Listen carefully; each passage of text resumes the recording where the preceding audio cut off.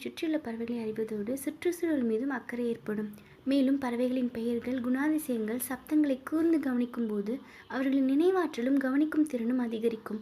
இயற்கையின் மீது அலாதியான பிரியம் ஏற்படும். அதனால் அவர்களின் குணங்களில் நல்ல மாற்றங்கள் உருவாகும். இவ்வளவு நன்மைகள் கொண்ட இந்த பறவை நோக்குதலை செயல்படுத்துவது மிக எளிது. பைனாக்குலரோ கேமராவோ இருக்க வேண்டும் என்று கட்டாயமில்லை. முதலில் நம் வீட்டைச் சுற்றியுள்ள பறவைகளை பார்க்க சொல்ல வேண்டும். அவற்றின் பட்டியலை உருவாக்க வேண்டும். ஏதேனும் புதிய பறவைகளை கண்டால் அதனை லைஃபர் என்று கூறுவார்கள். அவ்வாறு ஒரு வாரத்தில் எத்தனை லைஃபர்ஸ் பார்த்தோம் என்று எழுத வேண்டும். அந்த பறவைகளின் அடையாளம், சப்தம், குணாதிசயங்கள் ஆகியவற்றை குறித்து வைத்துக் கொள்ள வேண்டும். இப்போது அனைவரிடத்திலும் கைபேசி உள்ளது. அதில் பறவைகளின் படங்களையும் ஒலிகளையும் பதிவு செய்யலாம். புதிய பறவைகளின் பெயரை கண்டறிய நிறைய வலைத்தளங்கள் உள்ளன. சமூக வலைத்தளங்களான முகநூல், ட்விட்டர்களில் பிரத்யேகமாக குழுக்கள் உள்ளன. அவற்றை பயன்படுத்தி பறவைகளின் பெயர்களை எளிதாக அறியலாம். குழந்தைகள் எனில் பெரியவர்கள் அவர்களுக்கு இந்த விஷயத்தில் உதவலாம். கண்டறிந்த பறவைகளின் பட்டியலை